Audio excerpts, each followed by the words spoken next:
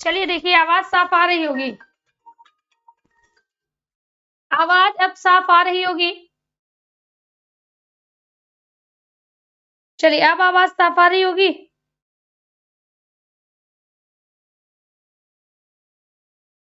चलिए देखिए, आवाज साफ आ रही होगी। चलिए साथियों, शुरू करते हैं अपनी आज की क्लास। और आज की क्लास हमारी बेसिकली स्टार्टिंग से अगर हम बात करें तो सबसे पहले हम आदिकाल का छूटा हुआ पार्ट कवर करेंगे। ठीक है, जो आदिकाल का छूटा हुआ भाग था उसको कवर करेंगे। इसके बाद साथियों बात करेंगे भक्ति काल पर। तो क्लास को स्टार्ट करने से पहले जो साथी हमारे लाइव आ चुके हैं फटाफट अपने साथियों को शेयर कर दीजिए, क्योंकि ये टाइम चेंज हुआ है तो ये न्यू टाइम है, मोस्टली साथियों को पता नहीं होगा। आ रही है अब भाई। आज की सुविधा के लिए हम बहुत ही क्षमा प्रार्थी हैं, क्योंकि क्लास हमारी वजह से काफी डिले हो गई। ठीक है साथियों, सबसे पहले अगर हम बात करें तो आदिकाल को कई नामों से जाना जाता है, जिसके लिए हमने आपको एक ट्रिक बताई थी। क्या बताई थी हमने? जिसके लिए आपको एक ट्रिक बताई थी। ट्रिक क्या है, जल्दी जल्दी से बताओ। सबसे पहला आपको क्या याद करना है? आदि हजारे। क्या याद रखना है? आदि हजारे ने। आदि हजारे ने। ठीक है, रामचंद्र की वीर गाथा सुनी। किसकी? रामचंद्र की वीर गाथा सुनी। ठीक है, एक लाइन आपको याद हो गई होगी। दूसरी अगर हम बात करें तो हमने आपको क्या सिखाया था? अपभ्रंश चंद्र। क्या सिखाया था? अपभ्रंश चंद्र सीधी राह चलो। अपभ्रंश चंद्र सीधी राह चलो। ठीक है, तीसरा हमने आपको सिखाया था महाबीज चार गिराए। महाबीज चार गिराए। इसके बाद साथियों चौथा था मिश्र बंधु आरंभ करो। क्या बताया था? मिश्र बंधु आरंभ करो। मिश्र बंधु आरंभ करो। पांचवा हमने आपको बताया था साथियों राम कुमार ने चार संधि की। किसने चार संधि की? राम कुमार ने चार संधि की। ये हमने आपको 4-5 पॉइंट याद करवाए थे। ठीक है, ये साथियों क्या है? ये है आदिकाल के नाम। ये क्या है? ये आदिकाल के नाम है जो किसी कवि के द्वारा दिए गए हैं। ठीक है, तो ये आपको कंठस्थ होने चाहिए, क्योंकि इससे प्रश्न 100% पूछा जाता है। अगर आप सुपर टेट की तैयारी कर रहे हैं, लेखपाल की तैयारी कर रहे हैं, बीडीओ की तैयारी कर रहे हैं, आरओ की तैयारी कर रहे हैं, या अदर ऐसे कंपटीशन जिनमें हिंदी एक सब्जेक्ट के रूप में आती है, तो उसमें साथियों ये आपके लिए बहुत ही ज्यादा लाभप्रद होंगे। ठीक है, चलिए, तो जो हमने प्रीवियस क्लास में साथियों इसके बाद हमने बात की थी कि आदिकाल में दो चीजें आपको मुख्य रूप से याद रखनी है। पहला तो इसका नाम याद रखना है कि इसके नाम क्या है। दूसरा साथियों इसमें आपको साहित्य याद रखना है। क्या याद रखना है? साहित्य याद रखना है। ठीक है, अब अगली अगर बात करें तो इसमें जो साहित्य लिखा गया था वो मुख्य रूप से 4 प्रकार का था। मुख्य रूप से 4 प्रकार का था। सबसे पहला अगर बात करें तो क्या था? सिद्ध साहित्य था। क्या था? सिद्ध साहित्य था। इसमें हमने बात कर ली थी, सिद्धों की संख्या 84 है। दूसरी अगर बात करें तो साथियों क्या है? नाथ साहित्य है। नाथों की संख्या 9 है। और नाथ संप्रदाय के प्रवर्तक ध्यान दीजिएगा, अगर पूछा जाए नाथ संप्रदाय के प्रवर्तक तो मच्छिंद्र नाथ है, और अगर पूछा जाए नाथ साहित्य के प्रवर्तक तो गोरखनाथ है। कौन है? गोरखनाथ है। ठीक है, अब अगर साथियों हम बात करें तीसरे की बात करें तो क्या लिखा गया था? रासो साहित्य लिखा गया था। क्या लिखा गया? रासो साहित्य लिखा गया। इसके बाद साथियों जो चौथा टाइप आता है उसको हम कहते हैं अन्य प्रकार का साहित्य। क्या कहते हैं? अन्य प्रकार का साहित्य। अब इसको नाम अन्य प्रकार का साहित्य क्यों दिया गया उसको समझिए। देखिए, जो इसमें जो कवि आते थे साथियों, ना तो उन्होंने रासो नहीं लिखे, वो हमारे नाथ भी नहीं थे, और साथियों सिद्ध भी नहीं थे। यानी ना तो वो सिद्ध थे, ना तो नाथ थे, और ना तो उन्होंने रासो लिखे। अब उन्होंने अपनी रचना तो लिखी थी उसी समय, तो उनको क्या कह दिया गया, उस साहित्य को कह दिया गया अन्य प्रकार का साहित्य। उस साहित्य को क्या कहा गया, उस साहित्य को कहा गया अन्य प्रकार का साहित्य। ठीक है, और उसमें मुख्य रूप से नाम आता है आपके अमीर खुसरो का। किसका, अमीर खुसरो का। साथियों, अमीर खुसरो वह व्यक्ति हैं जिन्होंने तबले को जन्म दिया। माना जाता है तबले के आविष्कारक कौन थे, तो आप क्या कहोगे, अमीर खुसरो। कौन थे, अमीर खुसरो। अमीर खुसरो ने ही ऐसा माना जाता है कि पखावज को काटकर तबले को जन्म दिया, तबले को जन्म दिया। ठीक है, इसीलिए अमीर खुसरो को, साथियों अमीर खुसरो को क्या कहा जाता है, तोता ए हिंद कहा जाता है। क्या कहा जाता है, तोता ए हिंद कहा जाता है। यानी अगर कभी पूछा जाए हिंद का तोता किसे कहा जाता है, तो आप क्या कहोगे, आप कहोगे अमीर खुसरो ऐसे व्यक्ति हैं जिनको हम तोता ए हिंद यानी हिंद का तोता कहते हैं। अब देखिए आगे, अगली अगर बात करें तो अमीर खुसरो की तीन प्रमुख रचनाएं मानी जाती हैं। हालांकि इन्होंने कई रचनाएं लिखी, लेकिन तीन रचनाएं इनकी हिंदी की दृष्टि से बहुत ज्यादा इंपॉर्टेंट है। पहले तो बात करें तो कौन सी है, खालिक बारी। क्या है साथियों, खालिक ए बारी, जिसको खालिक बारी भी कहते हैं। अगर प्रश्न पूछ दिया जाए कि अमीर खुसरो की शब्दकोश क्या है, अमीर खुसरो का शब्दकोश कौन सा है, उसमें 3-4 रचनाएं दी होंगी, तो आप क्या लिखोगे, खालिक बारी। किस पर टिक लगाओगे, खालिक बारी। खालिक बारी साथियों क्या है, इनका शब्दकोश है। खालिक बारी क्या है, इनका शब्दकोश है। अब इनका शब्दकोश तो है, किस भाषा में है, तो आप क्या कहोगे, अरबी फारसी। क्या कहोगे, अरबी फारसी भाषा का शब्दकोश है।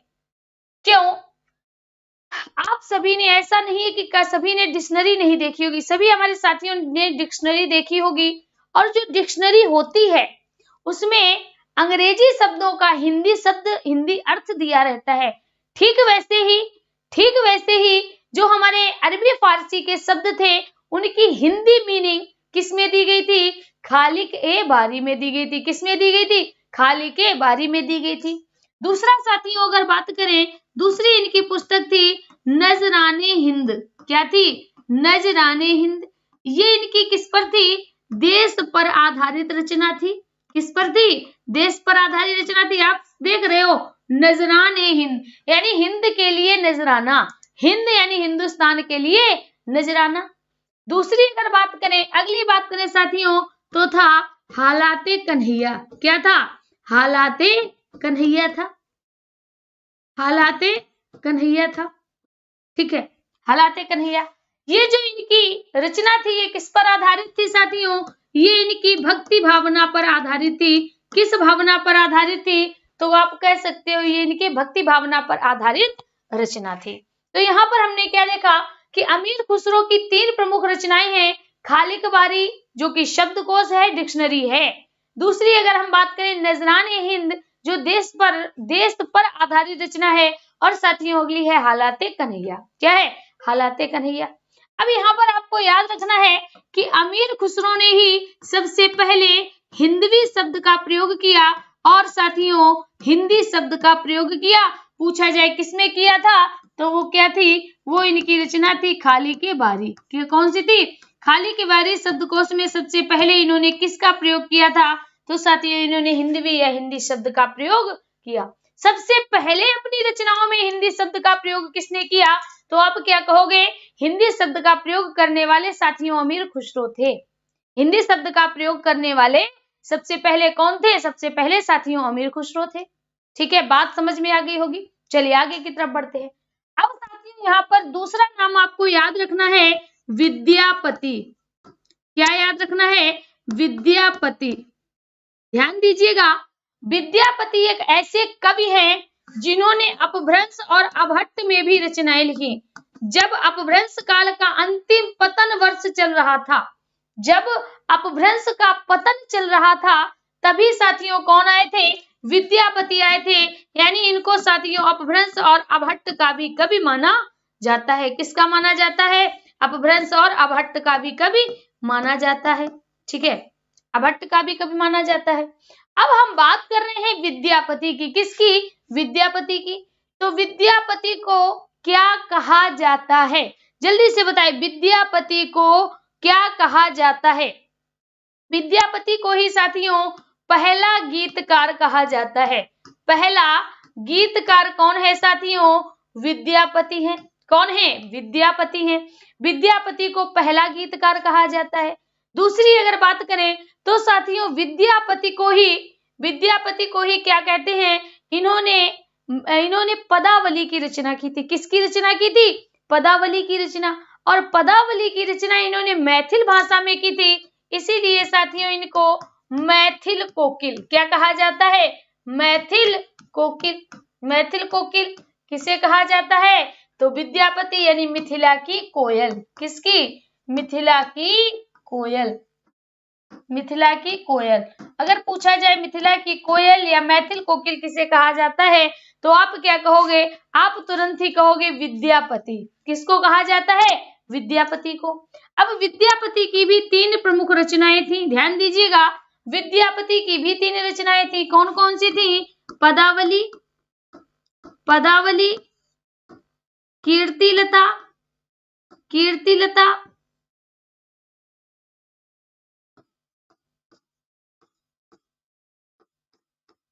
कीर्तिलता और कीर्ति पताका। कौन सी थी? कीर्तिलता, कीर्ति पताका। ठीक है, जिसमें पदावली की रचना इन्होंने मैथिल भाषा में की थी साथियों, इसीलिए इनको मैथिल कोकिल कहा जाता है। इसीलिए इनको मैथिल कोकिल कहा जाता है। ठीक है, बात यहां तक समझ में आ गई? Very good. कई हमारे साथी लाइव आ चुके हैं। प्रीति हैं, रुचि हैं, प्रियंका हैं, कोमल साहू हैं, शुभी हैं और दीपिका जी हैं, वीना है। वीना तो आज कई दिन बाद दिखाई दी हैं। दीप हैं, पूनम वर्मा हैं और अमृता शुक्ला हैं, दीपिका प्रजापति हैं, बीपी हैं, पूनम वर्मा, सुजाता सिंह। ठीक है, काफी निकिता तिवारी, काफी साथी लाइव हैं। चलिए भाई, तो यहां तक आप सभी को कोई भी कंफ्यूजन नहीं होगा। ठीक है, सारी बातें यहां तक क्लियर हो गई होंगी। अब आगे चलते हैं। 2 इसमें और कवि आते हैं। 2 इसमें और कवि आते हैं। चलिए ध्यान दीजिएगा। 2 इसमें साथियों और कवि आते हैं। कौन कौन से? एक तो आते हैं आपके भट्ट केदार। क्या आते हैं? भट्ट केदार आते हैं। भट्ट केदार, भट्ट केदार। ठीक है, भट्ट केदार की रचना है साथियों जयचंद प्रकाश। क्या है? जयचंद प्रकाश है। जयचंद प्रकाश, ध्यान दीजिएगा यहाँ पर। और दूसरा साथियों है मधुकर कवि। कौन है? मधुकर कवि है। मधुकर कवि। अब मधुकर कवि की बात करें तो साथियों भट्ट केदार ने लिखा है जयचंद प्रकाश। क्या लिखा है? जयचंद्र प्रकाश लिखा है। और इन्होंने लिखा है जय मयंक जस चंद्रिका। क्या लिखा है? जय मयंक। ठीक है, इन्होंने लिखा है जय मयंक जस चंद्रिका। जस चंद्रिका। ये बात आपको आदिकाल की 100% याद करके रखना है। ये बात तो भूलने से भी आपको नहीं भूलना है। ठीक है, यहां तक बात समझ में आ गई होगी कि भट्ट केदार ने क्या लिखा है? जयचंद प्रकाश। यहाँ पर बहुत ज्यादा कंफ्यूजन हो जाता है। यहाँ पर बहुत ज्यादा कंफ्यूजन होता है भट्ट केदार और मधुकर कवि को लेके, क्योंकि यहाँ भी जयचंद है और यहाँ जय मयंक है। तो याद रखना, जयचंद्र प्रकाश किसने लिखा? भट्ट ने लिखा। किसने? भट्ट ने लिखा। ठीक है, और जो जय मयंक जिस चंद्रिका है ये मधुकर कवि ने लिखा। किसने लिखा? मधुकर कवि ने लिखा। ठीक है, यहां तक बातें आपको क्लियर हो गई होगी। जल्दी से बता दें तो आगे अपना दूसरा काल स्टार्ट किया जाए।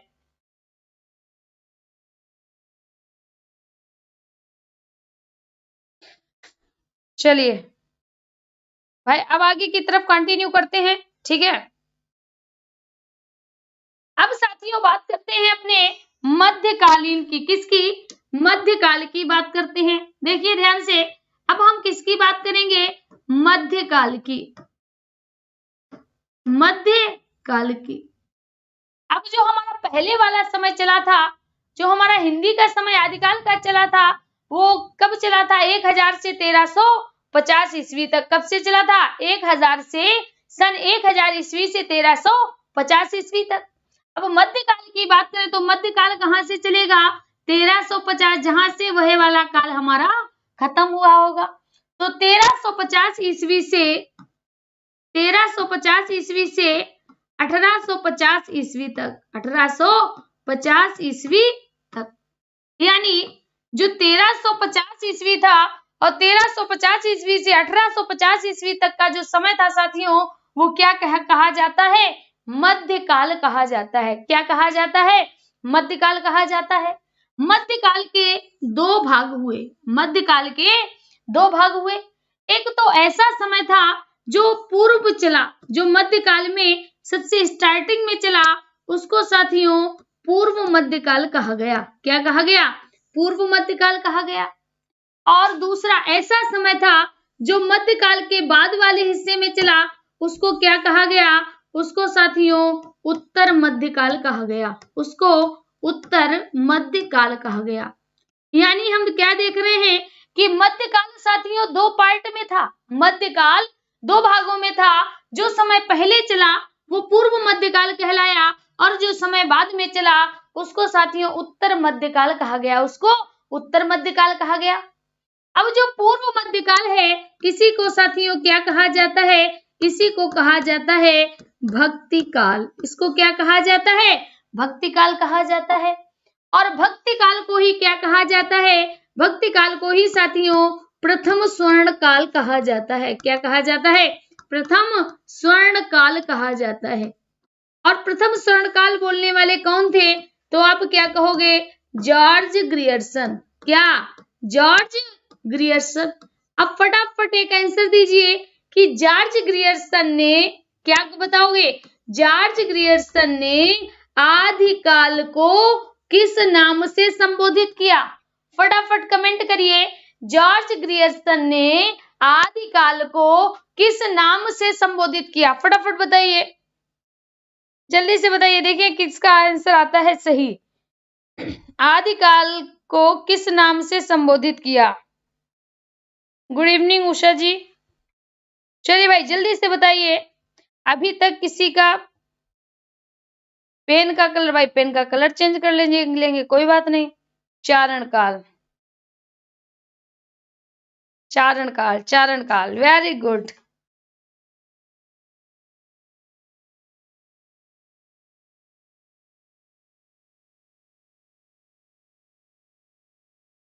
चलिए बहुत अच्छे, बिल्कुल सही। पूर्व मध्यकाल को ही भक्ति काल कहा जाता है। चलिए अब आगे की बात करते हैं। तो साथियों पूर्व मध्यकाल को क्या कहा जाता है? पूर्व मध्यकाल को कहा जाता है, पूर्व मध्यकाल को कहा जाता है भक्ति काल।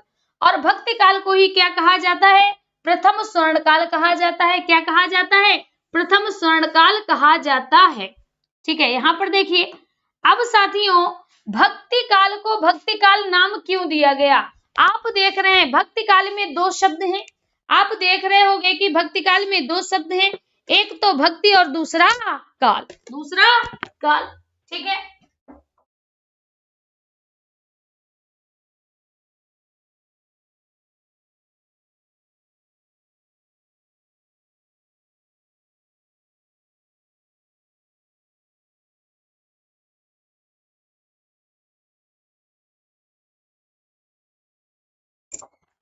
एक तो साथियों भक्ति है और दूसरा काल है। यानी काल किसको कहते हैं? काल कहते हैं समय को। काल किसको कहते हैं? काल समय को कहते हैं। तो ऐसा समय या ऐसे समय जिस समय भक्ति की गई, जिस समय भक्ति का भाव बहुत चरम पे था, उस समय को साथियों भक्ति काल कहा जाता है। उस समय को भक्ति काल कहा जाता है। यहां तक बात समझ आ गई होगी आपके, ठीक है। अब देखते हैं उत्तर मध्यकाल। क्या देखते हैं? उत्तर मध्यकाल देखते हैं। तो काल को क्या कहते हैं? काल को कहते हैं समय। काल को समय कहते हैं।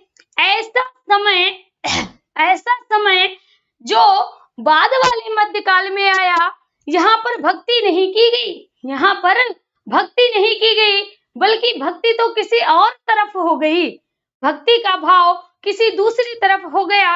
और साथियों उत्तर मध्यकाल को क्या कहा गया?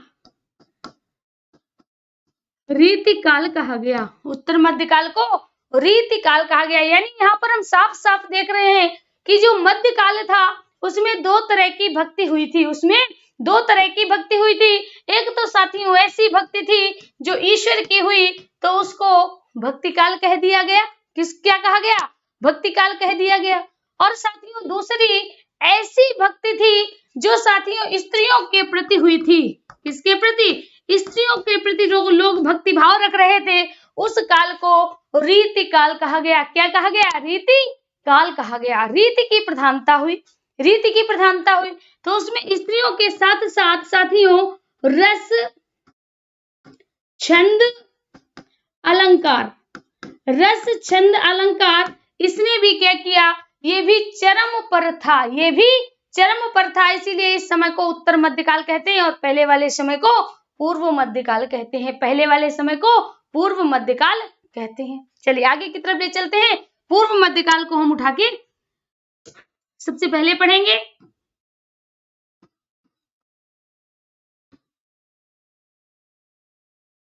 पूर्व मध्यकाल, पूर्व मध्यकाल को क्या कहा जाता है? इसको साथियों भक्ति काल कहा जाता है। ध्यान दीजिएगा, हमें ध्यान दीजिएगा, चीजें आपको याद हो जाएंगी, चीजें आपको याद हो जाएंगी। ठीक है, तो जो भक्ति काल था वो कब तक, कब से कब तक चला? तो याद रखना 1350 से 1650 ईस्वी तक, 1650 ईस्वी तक। यानी जो 1350 सन हमारा 1350 था और वहां से लेकर 1650 ईस्वी तक, 1650 ईस्वी तक साथियों ईश्वर की भक्ति भावना चरम पर हुई। ईश्वर की भक्ति भावना यानी चारों तरफ जो माहौल था वो भक्ति का माहौल था। सभी ईश्वर में रमे हुए थे कि कोई राम की भक्ति कर रहा था, कोई कृष्ण की भक्ति कर रहा था, कोई ज्ञान की भक्ति कर रहा था, तो कोई अपने आराध्य यानी जो शासक था, जो उस समय शासक था, तो अपने शासक की भक्ति भाव कर रहा था। तो यहाँ पर जो भक्ति भाव थी वो साथियों चरम पर थी। इस समय भक्ति भाव चरम पर थी और जो अंत तक आया, अंत तक आते आते सभी का मुख स्त्रियों की तरफ मुड़ गया। इसीलिए जो लास्ट वाला जो भक्ति भाव है उसको साथियों रीति का नाम दे दिया गया, उसको रीति का नाम दे दिया गया। ध्यान दीजिएगा यहाँ पर। तो जो पूर्व मध्यकाल था उसके साथियों दो भाग हो गए, यानी जो भक्ति के आधार पर, यहाँ पर ये चीज याद रखना, भक्ति के आधार पर ये समय दो भागों में डिवाइड हो गया। ये वाला समय दो भागों में डिवाइड हो गया। अब दो भागों की बात करें तो एक तरफ तो ऐसे लोग थे, एक तरफ तो ऐसे लोग थे जिन्होंने किसी ईश्वर की आराधना की। किसकी आराधना की? किसी ईश्वर की आराधना की, किसी गुण की आराधना की, किसी रूप की आराधना की, किसी आकार की आराधना की। और इसी कारण इस युग को क्या कहा गया? सगुण भक्ति शाखा। क्या कह दिया गया? सगुण भक्ति शाखा, सगुण भक्ति शाखा। जैसे सपोज करिए आप सभी का कुछ ना कुछ रूप है, आप सभी का कुछ ना कुछ आकार है, आप सभी का कुछ ना कुछ गुण है, तो जो है वो क्या कहा जाएगा? सगुण है। लेकिन अगर हम आपसे बात करें, आपसे कहें किसी ऐसे व्यक्ति की आराधना करने के लिए कि जिसको आपने देखा नहीं, जिसका कोई आकार नहीं, जिसका कोई रंग नहीं, जिसका कोई रूप नहीं, तो वो क्या हो जाएगा? वो साथियों हो जाएगा निर्गुण। क्या होगा? निर्गुण। और जब हम इसको मिला के लिखेंगे तो इसको कैसे लिखेंगे? नी ऐसे हो जाएगा, गा में राप का ऊपर चला जाएगा, निर्गुण भक्ति शाखा। क्या हो जाएगा? निर्गुण भक्ति शाखा। यानी यहाँ पर हम बिल्कुल साफ साफ देख पा रहे हैं कि जो भक्ति शाखा थी, जो भक्ति भाव थी, वो दो तरह की थी। कुछ लोग तो ऐसे थे जो किसी ईश्वर के आकार का सा मतलब सहित गुण मतलब आकार, जो किसी ईश्वर की आराधना कर रहे थे, जो किसी ईश्वर के रूप की आराधना कर रहे थे, वो साथियों क्या कहलाए? वह सगुण भक्ति शाखा के कवि कहलाए। वह सगुण भक्ति शाखा के कवि कहलाए। और उसी समय कुछ ऐसे कवि थे जिन्होंने ईश्वर के रूप की आराधना नहीं की, किसी आकार की आराधना नहीं की। हम क्या कह सकते हैं, नी मतलब नहीं होता है, गुण मतलब आकार। जिन्होंने किसी आकार की आराधना नहीं की, आकार की आराधना नहीं की, आकार की आराधना नहीं की। अब आप कहोगे आकार की आराधना नहीं की तो किसकी की, आगे बताएंगे जब ये पॉइंट आएगा। ठीक है, इधर की चलते हैं। तो जो सगुण भक्ति शाखा थी, जो सगुण भक्ति शाखा था, यानी किसी ईश्वर की आराधना कर रहे थे, वो भी साथियों दो तरह के थे। कितने तरह के थे, दो तरह के थे। कितने तरह के थे, दो तरह के थे। जिनमें कुछ लोग तो ऐसे थे साथियों जो राम की पूजा कर रहे थे। किसकी, राम की पूजा कर रहे थे, जिन्होंने राम को अपनी रचनाओं का आधार माना, राम को अपनी भक्ति का आधार माना। रामाश्रयी भक्ति शाखा के कवि कहलाए। किसके कवि कहलाए, रामाश्रयी भक्ति शाखा के कहलाए। राममयी भक्ति शाखा के कवि कहलाए, राम भक्ति शाखा के कवि कहलाए, कुछ भी आप कह सकते हो। ठीक है, और जिन्होंने अपनी रचनाओं का आधार श्री कृष्ण को माना, जिन्होंने अपनी रचनाओं का आधार, अपनी भक्ति का आधार, अपना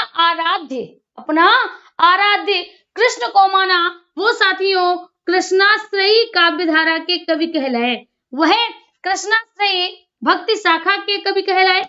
यहाँ पर हम कह सकते हैं कृष्ण भक्ति शाखा के कवि कहलाए, कृष्णाश्रयी भक्ति शाखा के कवि कहलाए, कृष्ण शाखा के कवि कहलाए। ठीक है, दोनों चीजें आपने सीख ली। यानी जिन्होंने किसी ईश्वर के रूप या गुण की प्रार्थना की, उनको दो भागों में डिवाइड कर दिया गया। कुछ ऐसे थे जो राम की उपासना कर रहे थे, रामाश्रयी शाखा के कवि कहलाते गए। कुछ ऐसे थे जिन्होंने कृष्ण को अपनी भक्ति का आधार बनाया, वो साथियों कृष्ण भक्ति शाखा के कवि कहलाए। दोनों बातें क्लियर हो गई। अब देखिए यहाँ पर जो साथियों रामाश्रयी भक्ति शाखा के कवि थे, जिन्होंने राम की भक्ति की, उनमें प्रमुख कवि आपके तुलसीदास आते हैं। प्रमुख कवि कौन आते हैं, तुलसीदास आते हैं। तुलसीदास आते हैं। कौन आते हैं, प्रमुख कवि तुलसीदास आते हैं। और तुलसीदास की कौन सी प्रमुख रचना है, तो साथियों वो आती है हमारी रामचरितमानस। क्या आती है, रामचरितमानस आ जाती है। ध्यान दीजिएगा, रामचरितमानस की जब इन्होंने रामचरितमानस की रचना की, तभी तुलसीदास को क्या कहा गया, मानस का हंस कह दिया गया। क्या कह दिया गया, मानस का हंस। यानी ये क्या है, रामचरितमानस है, रामचरितमानस। ठीक है, रामचरितमानस एक सागर के रूप में है और उसमें हंस का कार्य कौन कर रहा है, तुलसीदास जी कर रहे हैं। इसीलिए साथियों तुलसीदास को कहा गया राममानस का हंस। तुलसीदास को ही कहा गया कवि शिरोमणि। कभी भूल से सूरदास मत लगा देना। तुलसीदास ही हैं जिनको कहा गया कवि शिरोमणि, यानी कवि के रूप में सिर की मणि है। कवि के रूप में सिर की मणि है। किस रचना की वजह से, रामचरितमानस की रचना की वजह से। किसकी वजह से, रामचरितमानस की वजह से। क्यों, क्योंकि इसी में उन्होंने राम के चरित्र को इतना बढ़िया दर्शाया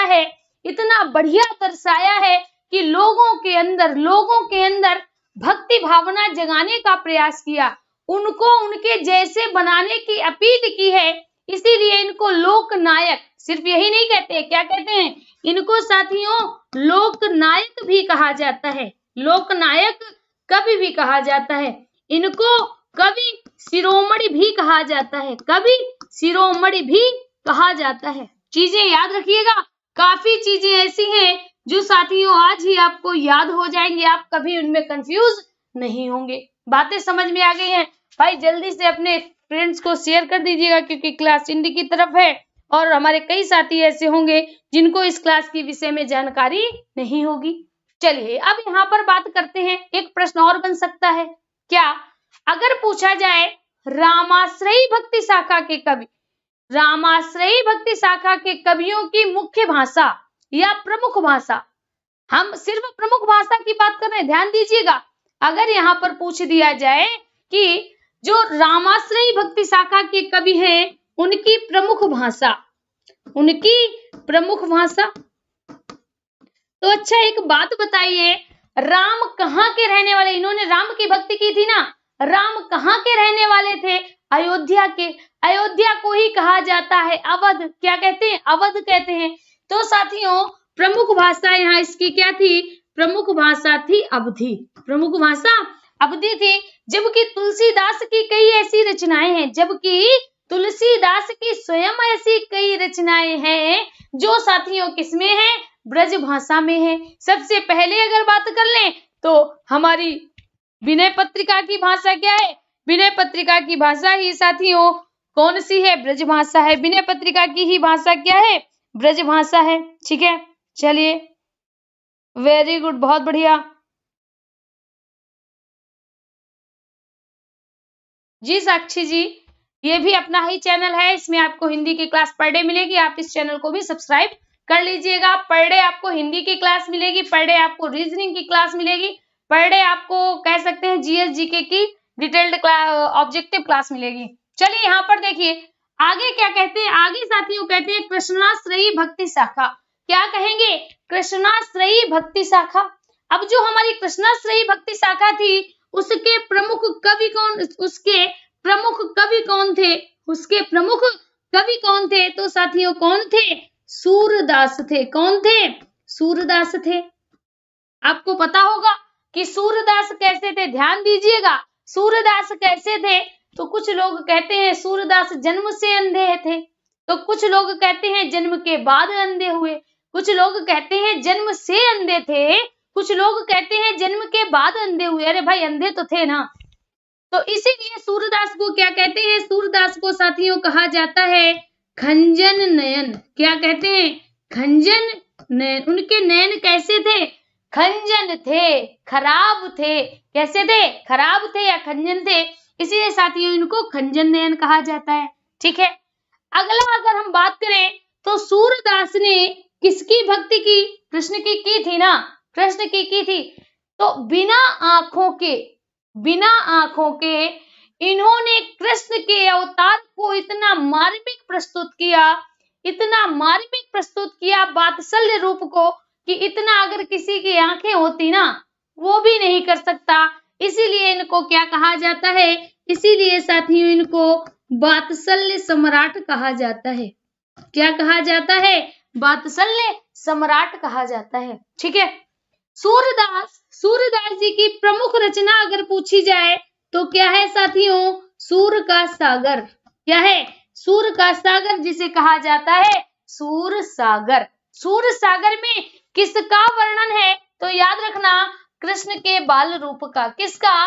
कृष्ण के बाल रूप का, बाल रूप का।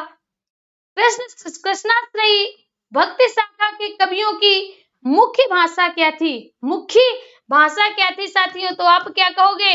कृष्ण कहाँ के निवासी थे? ब्रज क्षेत्र के निवासी थे। तो आप क्या कहोगे? मुख्य भाषा या प्रमुख भाषा क्या है? ब्रज भाषा है। क्या है साथियों? ब्रज भाषा है। तो बातें यहाँ तक बिल्कुल एकदम क्लियर हो गई होंगी, कंठास्थ हो गई होंगी।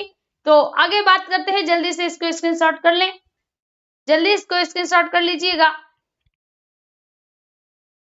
चलिए आगे की तरफ बढ़ते हैं, अगला प्रश्न देखते हैं। ठीक है भाई, प्रश्न करते करते प्रश्न ही मुख से निकल जाता है, आई एम सो सॉरी। चलिए यहाँ पर देखते हैं। अब देखिए यहाँ तक हमने जो बात की थी वो किसकी की थी? सगुण भक्ति शाखा की थी। किसकी? सगुण भक्ति शाखा की थी। अब हम साथियों किसकी बात करेंगे? निर्गुण भक्ति शाखा की बात करेंगे। किसकी? निर्गुण भक्ति शाखा की करेंगे। हालांकि अभी इसमें बताने को बहुत कुछ है, बहुत कुछ बताएंगे। पहले थोड़ा आपको निर्गुण भक्ति शाखा के विषय में बता लेते हैं। चलिए देखते हैं निर्गुण भक्ति शाखा। तो साथियों यहाँ पर बात करते हैं निर्गुण भक्ति शाखा। क्या कहते हैं? निर्गुण भक्ति शाखा। निर्गुण भक्ति शाखा की बात करें तो ऐसी भक्ति भावना जो किसी आकार की नहीं थी, जो किसी आकार की नहीं थी, किसी रंग की नहीं थी, किसी रूप की नहीं थी, उसको साथियों क्या कहा गया? निर्गुण भक्ति शाखा कहा गया। और इसके दो भाग हो गए। सबसे पहला साथियों क्या कहा गया? ज्ञानाश्रयी। क्या कहा गया? ज्ञानाश्रयी, यानी जिन्होंने ज्ञान देने का कार्य किया, ज्ञानाश्रयी शाखा के कवि कहलाए। और साथियों, जिन्होंने अपनी रचनाओं का आधार प्रेम को बनाया, प्रेमाश्रयी शाखा के कवि कहलाए। यानी यहाँ पर हम देख रहे हैं कि कुछ यहाँ पर कवि ऐसे थे जिन्होंने ज्ञान को आधार बनाया, ज्ञान को आश्रय दिया अपनी रचनाओं में, तो ज्ञानाश्रयी शाखा के कवि कहलाए। और कुछ ऐसे कवि थे जिन्होंने प्रेम पर अपनी रचनाएं लिखी, जिन्होंने प्रेम को आधार बनाया, क्या कहलाए? प्रेमाश्रयी शाखा के कवि कहलाए। प्रेमाश्रयी शाखा के कवि कहलाए। अब ज्ञानाश्रयी शाखा के प्रमुख कवि कौन है? फटाफट बताइए, ज्ञानाश्रयी शाखा के प्रमुख कवि कौन है? ज्ञानाश्रयी शाखा के प्रमुख कवि कौन है? ज्ञानाश्रयी और प्रेमाश्रयी, वेरी गुड। निर्गुण भक्ति शाखा के प्रमुख कवि कबीर दास जी थे। भाई देखिए, निर्गुण भक्ति शाखा के तो दो पार्ट हैं। अब किसका प्रमुख कवि कौन है ये आपको बताना पड़ेगा, ठीक है? ये आप बताइए, अलग अलग बताना है, यहाँ पे एक साथ नहीं बताओगे, एक साथ नहीं बताना है, अलग अलग बताना है। चलिए, तो यहाँ पर हम देखते हैं जिन्होंने ज्ञान देने का कार्य किया और सबसे ज्ञान देने में प्रमुख रूप से जिनका नाम आता है, वेरी गुड प्रियंका जी, उनमें मुख्य रूप से नाम किसका आता है? कबीर दास जी का आता है। किसका आता है? कबीर दास जी का आता है। यानी हम कह सकते हैं कि जो हमारी ज्ञानाश्रयी, अब रॉकी जी का भी आंसर आया है, चलिए वही ज्ञानाश्रयी और प्रेमाश्रयी। यहाँ पर देखिए, ज्ञानाश्रयी शाखा के प्रमुख कवि के रूप में कौन जाने जाते हैं? कबीर दास जाने जाते हैं। और कबीर दास की कौन सी रचना है? तो साथियों, यहाँ पर आप याद रखना, कबीर दास की प्रमुख रचना का नाम बीजक है। प्रमुख रचना का नाम बीजक है। बीजक के कितने पार्ट हैं? बीजक के 3 पार्ट हैं, साखी, शबद, रमैनी। क्या है? साखी, शबद, रमैनी, ये 3 पार्ट हैं किसके? बीजक के। किसके? बीजक के। ठीक है, कबीरदास, वेरी गुड, बहुत बढ़िया। इसलिए तो अब ये कंफ्यूजन ही तो दूर करना है। यहाँ पर हमने क्या देखा? ज्ञानाश्रयी शाखा के प्रमुख कवि कौन है? तो आप कहोगे कबीरदास। कबीरदास की रचना कौन सी है साथियों? बीजक है। कौन सी है? बीजक है। बीजक के 3 पार्ट हैं, साखी, शबद और रमैनी। साखी, शबद और रमैनी। ठीक है, अगर पूछा जाए ज्ञानाश्रयी शाखा के, यहाँ पर एक बात और याद रखना, ज्ञानाश्रयी ज्ञान देने का जो कार्य किया, ज्ञानाश्रयी शाखा के कवि क्या कहलाए? तो ज्ञानाश्रयी शाखा के कवि संत कहलाए। क्या कहलाए? संत कहलाए। और संतों द्वारा लिखा काव्य क्या कहलाया? संत काव्य कहलाया। संतों द्वारा लिखा काव्य क्या कहलाया? संत काव्य कहलाया। ठीक है, तो संतों द्वारा लिखा काव्य क्या कहलाया? संत काव्य कहलाया। इनकी भाषा क्या थी? तो इनकी भाषा पचमेल खिचड़ी थी। इनकी भाषा पचमेल खिचड़ी थी। ठीक है, चलिए यहाँ पर बात करते हैं प्रेमाश्रय। अब आगे बात करें तो प्रेम को जिन्होंने आश्रय दिया, जिन्होंने प्रेम को अपनी रचनाओं का आधार बनाया, वह साथियों क्या कहलाए? प्रेमाश्रयी शाखा के कवि कहलाए। क्या कहलाए? प्रेमाश्रयी के शाखा के कवि कहलाए। Very good. अब यहाँ पर प्रेमाश्रय, अब यहाँ पर 2 तरह के प्रश्न बनते हैं। देखिए, अगर प्रश्न पूछा जाए प्रेमाश्रयी शाखा के प्रमुख कवि, क्या पूछा जाए? प्रमुख कवि पूछा जाए तो आप क्या कहोगे? आप कहोगे जायसी। क्या कहोगे? जायसी। प्रमुख की बात कर रहे हैं, प्रेमाश्रयी शाखा के प्रमुख कवि जायसी। और जायसी की रचना कौन सी है? जायसी की प्रमुख रचना है साथियों पद्मावत। क्या है? पद्मावत है। ठीक है, जो प्रेमाश्रयी शाखा के कवि थे, जो प्रेमाश्रयी शाखा के कवि थे, वह क्या कहलाए साथियों? वह सूफी कहलाए। क्या कहलाए? सूफी कहलाए। और सूफी द्वारा लिखा गया काव्य, जो सूफियों ने काव्य लिखा, जो सूफियों ने रचनाएं लिखी, वो क्या कहलाया? वह साथियों हमारा सूफी काव्य कहलाया। क्या कहलाया? सूफी काव्य कहलाया। ठीक है, ये बातें आपको याद होंगी। तो यहाँ पर हमने क्या देखा कि जो निर्गुण भक्ति शाखा थी उसके कितने पार्ट हुए? उसके साथियों 2 पार्ट हुए। एक तो था ज्ञानाश्रय जिसके प्रमुख कवि कबीरदास थे, उनकी प्रमुख रचना बीजक। और ये याद रखना, इन्होंने स्वयं बीजक को नहीं लिखा, इन्होंने स्वयं बीजक को नहीं लिखा, क्योंकि कबीरदास कैसे थे बच्चों? कबीरदास अनपढ़ थे। कबीरदास कैसे थे? अनपढ़ थे।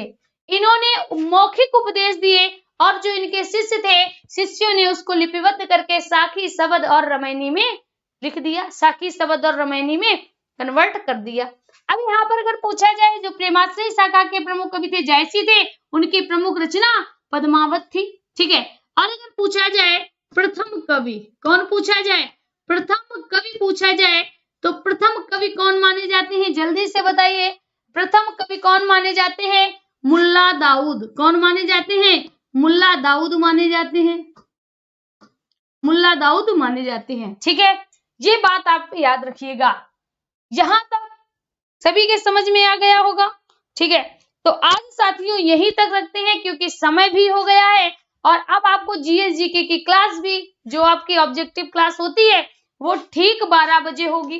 ध्यान दीजिएगा, जीएस जीके की क्लास जो साथियों आपकी 12 बजे से होती है वह 12 बजे से ही होगी। लेकिन यहाँ पर आप ये बात याद रखना, जो रीजनिंग की क्लास होती है, जो रीजनिंग की क्लास होगी वह आज 6 बजे से आपके लिए स्टार्ट की जाएगी।